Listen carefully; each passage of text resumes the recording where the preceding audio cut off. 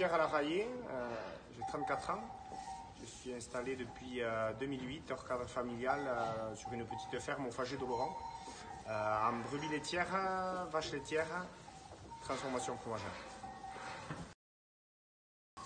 Je me suis installé, donc j'avais 21 ans. Qu'est-ce qui m'a motivé? Un peu de folie sans doute, parce que quand on le fait dans les conditions dans lesquelles je les ai fait, c'est qu'il faut être un peu fou en fait. On s'en rend compte après de ça. C'est surtout la passion de l'élevage en fait. Alors mon parcours scolaire, il est un petit peu atypique. Pour raconter un petit peu depuis le début, j'ai eu un parcours scolaire tout à fait classique. J'ai été à Guinemer à Oloron, c'est un lycée qui prépare au métier de l'industrie, tout simplement parce que je voulais faire, je savais ce que je voulais faire, ma passion qui n'était que naissante, mais c'était vraiment l'élevage. Mes parents, ils n'ont jamais été motivés par ça. Ils m'ont dit non, avant il faut que tu aies un métier entre les mains. Et donc à l'issue du bac, j'étais majeur. Et donc c'est à partir de là que j'ai pu faire ce que je voulais. Donc j'ai fait une formation adulte de silo-vin avec le CFPPA de Montardon. Bon, je l'ai financé grâce à des emprunts JA.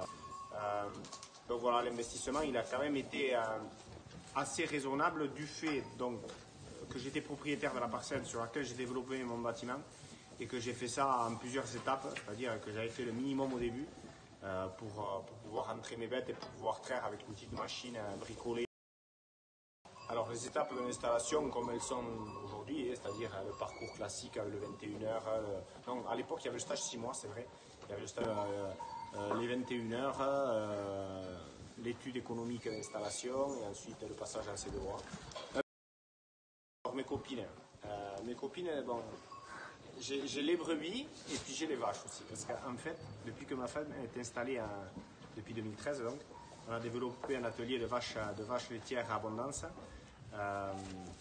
pour essayer de faire du mixte et pour diversifier un peu la production et pouvoir présenter aux clients, puisqu'on fait pas mal de ventes directes, un autre produit ou d'autres produits.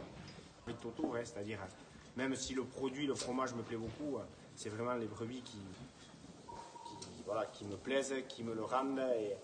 Et alors, de là à les présenter, bon, les vaches, elles ont toutes un prénom. Les brebis, beaucoup, mais pas toutes quand même, parce qu'on a un peu nos favoris. Quand il y en a 200, 250, c'est difficile.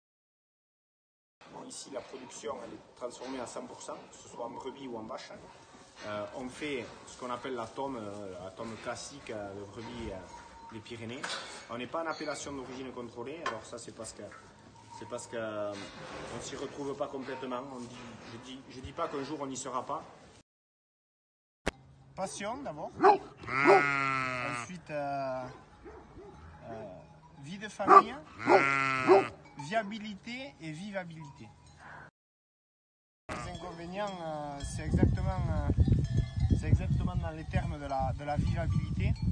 C'est le fait d'avoir un métier un petit peu atypique dans le sens où aujourd'hui l'agriculture est vue comme un métier qui prend beaucoup de temps, où on n'a pas forcément de vacances et où c'est du tous les jours. Mais ça reste vrai quand même. Même si on essaie de faire en sorte que ce soit de plus en plus acceptable, c'est vraiment la contrainte, c'est le quotidien, c'est tous les jours, c'est l'astreinte qui peut parfois être un petit peu lourde à porter. J'ai quelques casquettes de représentation professionnelle, en particulier le fait d'être président de l'Union des producteurs fermiers. C'est une structure qui regroupe l'ensemble des producteurs transformateurs en lait de vaches, chèvres et maintenant brebis. Tout ça pour dire que c'est important de s'impliquer dans toutes ces choses-là pour faire avancer la profession bien sûr, mais aussi la reconnaissance du consommateur par le biais de marques commerciales. L'autre image forte qui me revient souvent, c'est le fait de pouvoir transhumer avec nos bêtes. C'est une nécessité pour la ferme. Et puis il y a aussi la passion qui fait que de toute façon, notre métier, grâce à des races locales, nous permet de transhumer.